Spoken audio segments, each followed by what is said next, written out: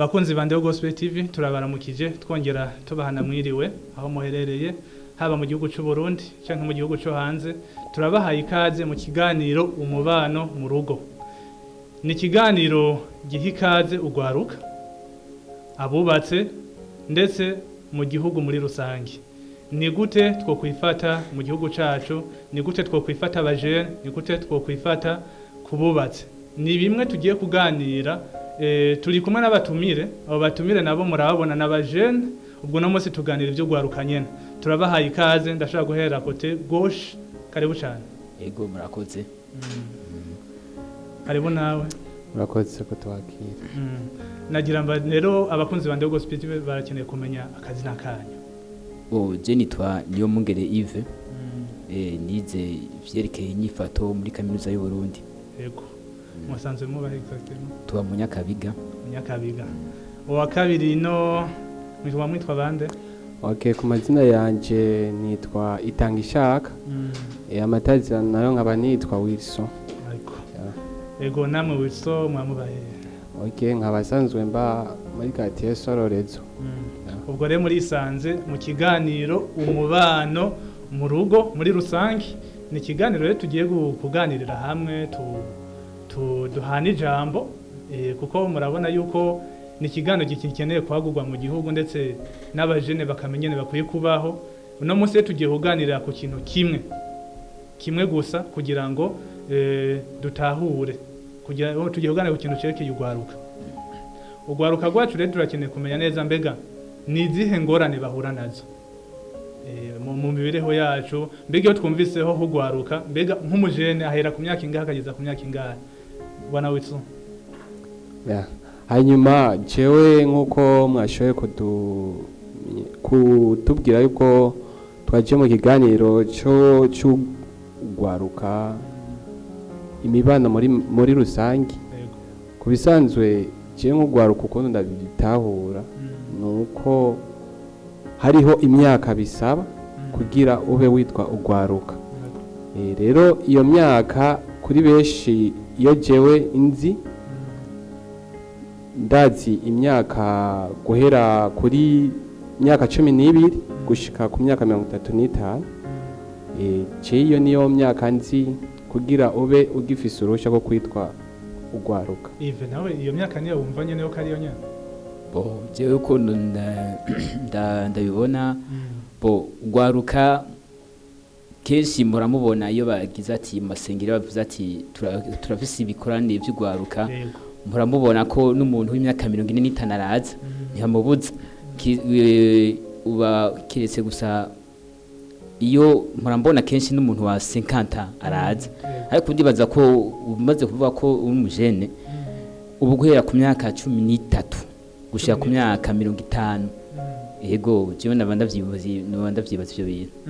Nk'ubu bivanye n'igihe imisi igenderagenda buri munsi murabona yuko ku kintu cerekeye ugwaruka benshi bavuga ngo bivanye n'ubushuhe buhari, sinzi ko navuga ngo canke imyaka uko ibihe bigenda birahindagurika, bavuga ati ngo ubu unyu mujene ngo ahera ku myaka 9. Mwe muravyemeza? Oya, ahubwo iyo bavuze ubwadorisa ya myaka y'ubwadorisa bigenda birahindagurika ko nko mu myaka yacu twiki ya myaka ya za 2000 2003 abantu bavutse muri iyo myaka ntiwovuga ko abavutse muri iyi misi abana bariko barakura binjira muri ya myaka ya adolescence cyo kimwe na kiya gihe kijya myaka iheze kuko amajambere agumazari amajambere bica bituma n'umwana akura azi ubwenge cyane usanga aragiye muri ivyo bihe gihuti. Yego kuri ico nyene c'ubwadolescence bwana Wilson, muravuze yuko umwana w'imyaka 9 ashobora kumva yuko yatanguye kumva ibihe vyo bitanguye guhindagurika ku myaka 9. Mugabo kera twe tuzi yuko ku myaka byatangwa ku myaka 10 n'ibice 13 kuduga. Ivyo bintu bya biva kuki? Okay, jewe ngerageje kwihweza ico ivyo bivako nuko umuntu bwa mbere umwana bivana aho yavukiye aho yakuriye n'ivyo yakuriyemo.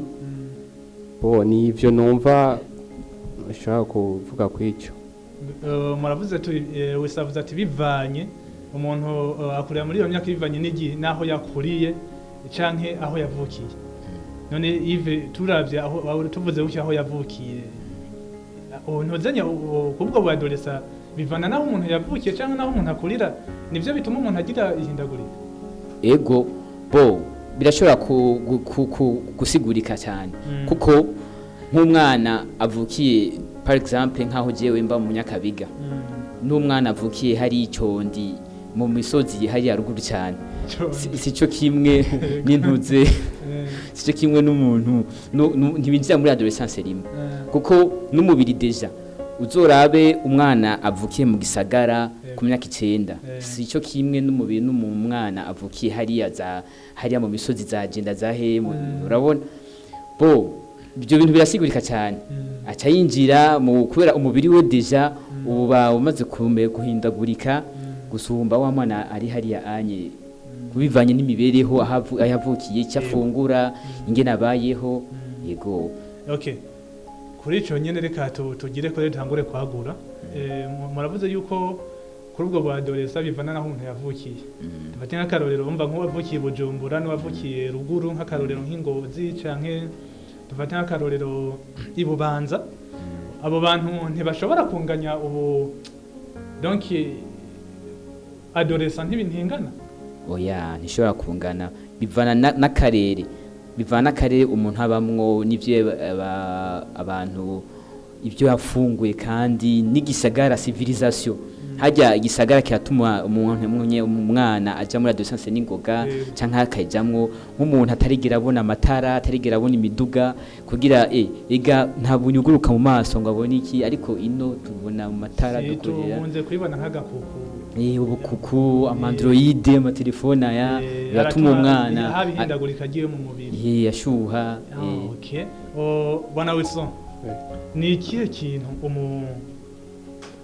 umujene mvuze umujene twumva gwaruka ni ihe ngaruka ni izihe ngaruka ahura nazo ingorane ahura nazo ingorane ahura deka mvuga ingorane ni izihe ahura nazo mu gihe icyaha mbo ingorane ni nyinshi umujene ahura nazo mu kibano sivyo ni nyinshi cyane hitwa zidondagura ngo tuziheze ndibaza ngaho ucutahura mvuze ingoro ucutahura izarizo kugira ngo duce twagura n'ibindi okay nkuko tuje kuvugana ku kintu cya adolescent ku bajene cyangwa gwaruka kiri mu mpande nyinshi twogiharuramo twokirondereramo bo nk'ingorane keshi icyambere mu gihe urugwaruka utegezwa kumenya wewe icuri nico wipfuza kubisanzwe mu bisanzwe kuba ufise icyerekezo mu gihe ivyo bikurimo canke ufise icyerekezo cy'ubuzima bwawe birakorohera cyane kugira ntugire ingorane mu gihe ukiri umujene okay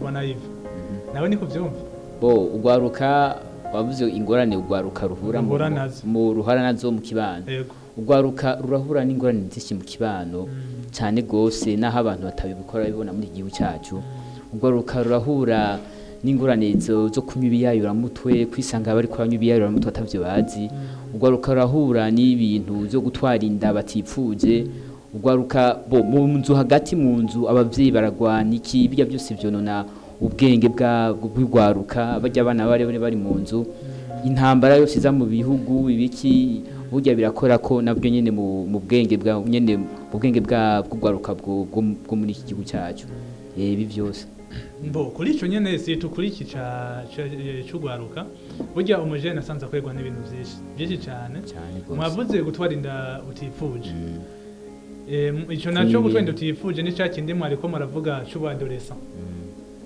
cy'ubadolescent naco tukivuzemo kirimo ingorane nyinshi hagiye usanga muhire wabo taburyo ugasanga kwezwe n'ivyo gatuma aje gutwara inda zishusha atifuje tuvuze ubuyayura mutwe sinzi donc tuzofata umwanya tuvyagure neza kuko harimo inyigisho nyinshi ariko tuje ngaho kandi bwana Wilson ni gute twovyirinda kugira ngo ivyo bintu ntibibe mu bajene kuno umuntu yirinda ikintu icambere nari nabivuze utangura kwimenya eske jewe nkeneye iki ko maze guca ubwenge nkabona ibintu n'ibindi kuko kenshi usanga abajene benshi tubaho umenga ntitugira icyerekezo cy'ubuzima bwacu, ugasanga ikintu cyose ubonye wojyana nacyo, ababyeyi baravuga ntubumvira, ndetse tugendagenda ahantu hatandukanye, kenshi bikunda kuva mu gihe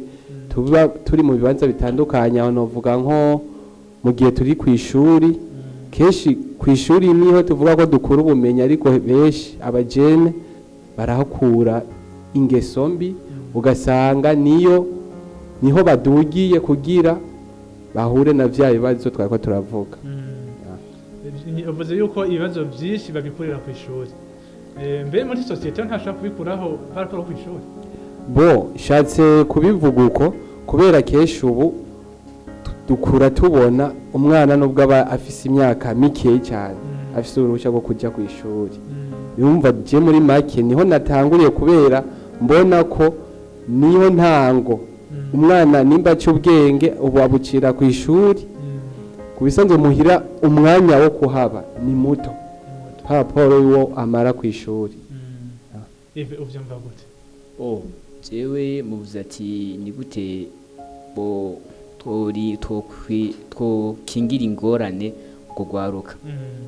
Icyambere coco gwaruka kugira tubakingire izo ngorane nuko ababyeyi cyane ababyeyi, kuko abagwaruka gwinshi ni kuvuga iyi myaka y'abana bakiri batoye babategerezwa kuba bafise ababajejwe, ni kuvuga ku ishuri bafise abigisha, muhira bafise ababyeyi. Ababyeyi nibo bama bafise uruhara runini cyane mu gukingira abana babo ingorane zibashikira. Iyo uzorabe niyo byankiye ku muhira no mu ishuri kenshi birananirana cyane, kuko umwigisha marana amasangahe nta kintu cyatari yo gufasha, ariko muhira bitameze neza. Ababyeyi nibo bafise uruhara rwa mbere runini ya kugira bakingire izo ngorane zose abana babo, mu kubaba hafi cyambere coco, kubegera, kubahanura, kubaha impanuro. Ababanyi bagafasha nabo nyene hajya mu kibano, kuko ingeso mbi kenshi tuzikura mu kibano nyene, nka zose mbe ziva mu kibano.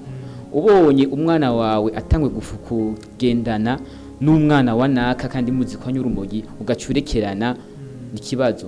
Mugenzi wanje Wilson aravuze ibintu byuko ababyeyi bataha ababyeyi kenshi batahura n'abana babo bamara umwanya munini ku ishure.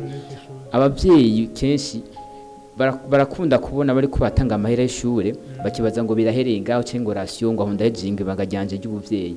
Aroki sifo, harakwiye ko ababyeyi barondera umwanya n'abana babo bakicarana bakaganira inyuma y'ishure n'inyuma y'ibikorwa byabo, bavuye gukora ibikorwa bakarondera na 30 minutes yo kuganira n'abana babo. Iyo uzuraganira n'abana bawe akantu katagenda neza, vraiment umwana wawe akura neza ari mu maboko yawe. Yego ababyeyi rero bafise uruhara runiniya rwo gufasha abana babo kubama hafi, wo kubaherekeza mu rugendo rwabo rw'ubuzima. Yego na cyane kuko burya indero nziza ihera ku bavyeyi. Umva ata muvyeyi n'umwana ashaka kuronka indero nziza, ariko kandi n'umwana arifisemo uruhara, kubera yuko umwana naticunga nta muntu azomucunga, kuko ubunya abavyeyi nabo baronka umwanya muto. Muvyeyi yiruka n'ubuzima, yiruka muri vira akagira gute. Rero aha tarose wa mwanya umwana nawe yirimbure amenye icyo akwiye gukora, usanga bigoye. Umwana rero kwirimbura abigenza gute? Yirinda agakuku, kuko muri kino gihe agakuku wumvise agakuku niba bagenzi babi. Rero abo bagenzi babi nibo badukwegera muri vya bibi. Donc kwa kunwa urumogi bwa busambanyi, zangeso mbi zose ubona zigize bwa busuma bwose, usanga byinjiranye n'abayantozinya na zangeso. Rero twohamagarira urwaruka n'abavyeyi nuko abavyeyi bafati ya mbere mu gukingira urwaruka. Hama abantu zenya nawo abana nabo bakagereza kwirinda. Nega niho hava bwa bujuju asanga umwana ariko arakurikira mu ishuri, kubera iki huzuye izo ngeso mbi. Rero Yves warajeje gutubwira yuko abavyeyi bafati ya mbere kugwaruka gwabo, ariko jewe ikintu nabona cyane n'abana bari bafise mu ruhara. Yego sinzi bwana Wilson, wavuze yuko abana bo mu ishuri bo ingeso mbi zikura mu ishuri, mugabo ntiwatubwiye solution canke sinzi no cita mu kirundi solution ko uracumva intozenya akarorero canke inyishu y'ibibazo bihari ingene twoyitora kugira ngo ingene abo banyeshu canke ubwo gwaruka bova muri ivyo bibazo barimo. Okay, kuri ico mugenzanje Yves yashoboye kugisobanura neza. Kubisazo jewe nanashingiye ku mwanya abana bamara ku ishuri kuko nari nabivuze yuko umwana ubu w'imyaka 2 biroroshe ko aja ku ishuri. Ni nayo mpamvu kuri kimwe twatangurira ko tuvuga ati bivana n'igihe umuntu ari kara ahantu abaye canke yavukiye. Kubera nka je nimba nagiye ku ishuri ifise imyaka 7-8 ugahura n'umwana w'imyaka 2 ari ku ishuri umva biri separe cyane kandi biroroshe ko abo bantu banyaruka umuntu anyaruka kubatandukanya vyihuse. Ni kuvuga yuko rero ku ishuri n'ahantu ego turafise abarezi kandi tubafata nk'abavyeyi bacu, ariko nkuko mugenzanje Yves yavuze abavyeyi b'amaraso n'abavyeyi bo ku ishuri baratandukanye kuko umwigisha yashobora kukubwira ati wa mwana reka iki ikukuntu uri kuritwara mu ishuri sivyo, uvuga ati jewe wewe amasaha yawe igisha hanyuma utahe, hanyuma nanje ndamenya ivyo nkora mu nyuma. Rero niyo mpamvu usanga ivyo aba yiriwemo mu ishuri yiriwemo mu ishuri aca agerageza kubipratika mu gihe abageze hehe muhira naho amanza kuraba rero abavyeyi hajya abajene dufise ubwenge bwishi aramanza karaba abavyeyi akabagendereza inzira y'ukuntu yo pratique ivyo yirigwamwo mu mwanya w'ishuri. Keshi turakunda kubona abavyeyi barakunda umwana yiga ashika muhira akiga arashobora kuvuga ati okay jewe kugira rero binyorohera ivyo nirigwamwo canke ivyo nshaka gukora binyorohere reka nze ndagenda muhira kare bahora bantegeka kwigira muhira ahubwo reka ndababwire yuko ubu badutegetse ku ishuri kuzore twigira ku ishuri bikaca bifata rero iyindi nzira umuvyeyi akabona ko umenga ni inzira y'ubumenyi bwa wa mwana umwete yagize ariko aragira umwete wo kwiga uzobimenya neza wa mwana hageze umunsi wo kumenya amanota yiwe uzobona neza ko atari umwete wo kwiga ahubwo kwari kurondera inzira y'ukuntu yoja muri zangeso mbi. Jene bahari ibibazo byinshi ayazo byinshi tuzigako tubitorera inyishu kabisa umwanya muremure kugira ngo ugwaruka rubashe kumenya neza icerekeye indero nziza kabisa. Yves tuheraheza kuri kinyene cyo gutorera inyishu kuri kino kibazo ni giki wosigira abavyeyi wari wabivuze ko ni giki wosigira ugwaruka muri rusangi kugira ngo kino kigato tugiheraheze n'ugwaruka ruzi neza ico bakwiye gufata kuyifatiro imbere uko tuzagura vyinshi. Ico nosigira ugwaruka jewe nuko burya iyo bavuga ko ivoka narumvise umuntu avuga ati ngo ivoka uri kurihonjeje ngo ntagyugura ivyo nama navyumvise. Ugwaruka nirumenye ko ubuzima bwabo ari bo bufata mu ntoki nkuko mwamye mubivuga mwebwe ilfwa ubuzima bwawe ubwononye urashobora gusanga ubuzima bwawe bwose bupfuye akantu katoyi gusa kamwe kagugi udekonye ugasanga byose birapfuye. Rero ugwaruka barakwiye kwimenya bakimenya ati ndiko mva he ndiko nja he objectif zanje fise ni kuva ngaha gushika ngaha anya umujene wese akaba afise agenda y'ubuzima bwiwe kavuga ati jewe mpejeje ibi inye nzoja muri ibi mvuye muri ibi nzoja muri ibi niho azobaho nibimusamaza avuga ati oya ndabise target ndabise bije shaka gushikako. Nico kintu nosigira ugwaruka bamenye kwifatira ubuzima bwabo mu ntoki kuko umaze gushika muri iyo myaka yo gukura nta wundi muntu aba akigufatira ubuzima bwawe mu ntoki oya ni wowe nyiri ubwifatiye mu ntoki rero infwa uburekuye buragwa hasi kandi bumenetse burameneka burundu abakobwa n'abantu bari vulnerable cyane iyo adekonye gusa gato ibintu kamushikira bibi urashaka gusanga ubuzima bwe bwose buheze uko nyene anzofata umwanya muremure fata umwanya wabigeme uko nibo bantu bahura n'ingorane nyinshi cyane mbere kurusha n'abahungu yego bwana wiso niki kiwosigira abakunzi ba Ndeo Gospel TV abarundi muri rusangi ndetse no gwaruka kugira ngo babashe kumenya ingene botorera inyishu ubuzima bwabo ndetse n'imibereho yabo. Okay, murakoze ko no mwanya hanyuma kuri ico nkitangura tugitangura ikiganiro nashoye kuvuga yuko ugwaruka rutegezwa kuba ari umuntu yiyizi bwa mbere yitahura nye no kwari eske nkeneye ndinde nkeneye kuvahe ndiko njahe kubisanzwe mu gihe ivyo bintu ukunda kuvyiyumvira ko cyane nka wewe biragufasha cyane kuko nimba ari kuba witwa ugwaruka burya utekemo ikintu gikomeye cyane haba ku bavyeyi hari byinshi baba bakwitezeko ku gihugu hari byinshi baba bakwitezeko ndetse n'ahariho hose bivanye n'uburyo ugenda witwara kuko dufise uburore bwinshi bw'ugwaruka rwagiye gwitwara neza ubu rwateye intambwe kandi ishimishije